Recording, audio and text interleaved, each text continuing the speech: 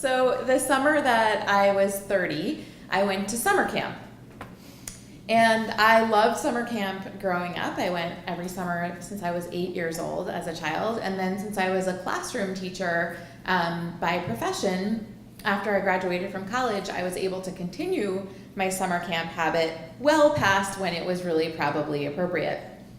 But I had to be a little bit creative because I had to have different jobs at summer camp each summer. One summer I was a bunk counselor, another summer I was the drama specialist, and the summer that I was 30, I was going to be the co-director of the outdoor adventure program, along with my husband, who actually was qualified for that job.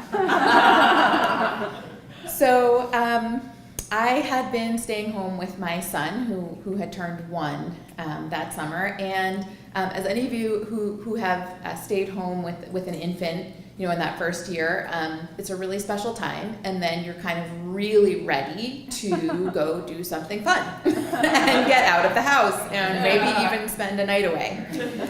So this would be my opportunity to lead some camping trips and to spend a night or two away. So I had to prepare. As I mentioned, my qualifications may not have been up to snuff exactly in the areas of camping and hiking and tent setup. And so what I did was, in the beginning of the summer, I accompanied both my husband and our staff on different excursions so that I could really learn how to be leading my own excursion later in the summer. And finally the time came. I weaned my son especially for that purpose, so that I could be away. I was really excited. I was feeling confident. I had seen different scenarios. I had my packing lists. And I had even taken a wilderness first responder course and become certified as a WFR, as they're known, WFR, Wilderness First Responder. And I had all of our gear packed. I had been to the bunk of the 15 8-year-old girls who I would be leading along with their counselor, their bunk staff. And we were in beautiful Maine, which if you've ever been there in the summer, it's just really, really a treat. And we were going to be able to camp out in the backwoods at a state park. And so for many of these 8-year-old girls, this would also be their first time spending a night in the wilderness.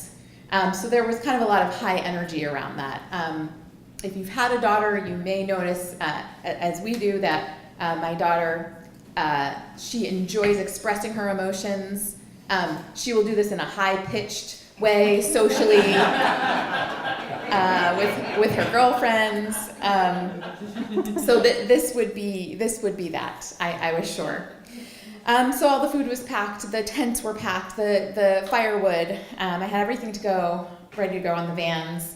My husband was ready to spend the night with our son alone. He was not only prepared but excited, dad extraordinaire. And as I was getting ready to pull off out into the driveway and into the Maine woods, the camp nurse handed me a box of medication. And it turned out about half of our girls were on various medications. So the nurse had carefully put a dinner dosage and breakfast dosages in individual packets for me so that I could keep everything straight. And I had my first aid kit, and out we went. And we arrived at our campsite. We helped our girls set up their tents. We even had a little lake that was right on the property, and the girls, we told them to bring bathing suits. So we got to have a little dip in sort of like a beach area for the lake. And it was really super. And I was starting to feel like a human again after having spent the year as a slave to an infant. The cooking that I was doing on the camping trip was, of course, this open fire cooking. It was really much more fun than preparing baby food in like a baby mill, in the kitchen alone. So we split up into our tent groups. The girls were tired from a day full of activity and fresh air, and I expected some kind of drama about who would be in which tent, and then some kind of sneaking around maybe in the night, but none of that happened. And I slept beautifully in my tent. And in the morning I woke up, and it's really special, to wake up when you're camping. You're often woken up by the sun and by the birds. And I unzipped my tent door, and I stepped out, and I got that, smell of just being able to wake up like in the woods. So fresh and so beautiful, greens and browns. And I went over to kind of get everything started and set up our little kitchen to cook breakfast. And of course, since you're not alone in the woods and there are all kinds of critters, we had secured our food, and I had locked the coolers and been very careful about all of that. But I did notice that there were several raccoons. None of the girls were up yet, but there were a lot of them. And I'm not used to seeing raccoons, in the daytime. And I was like a little concerned, because that can be a sign, of rabid raccoons. And of course I'm responsible for all of these 8-year-old girls. And they didn't appear fierce, or none of those signs of rabies, like the slobbering, or there was not. In fact, they were like the most relaxed raccoons I had really ever seen. So whatever. So I was cooking breakfast, and I thought, well, as part of the breakfast process, I should probably get the medications ready for the girls. And I also had noticed in this process that the majority of these medications, which about half of our girls were on, were prescribed for things like high anxiety or ADD, ADHD, as is consistent with with pediatrics today. And so when I got near the box of medication, I noticed scratch marks and some tearing.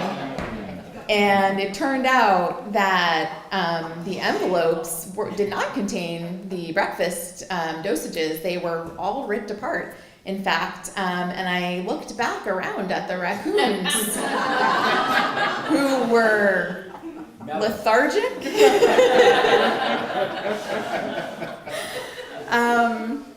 And it did make sense, because probably the dosages prescribed for an 8-year-old child it's a lot for a raccoon to take,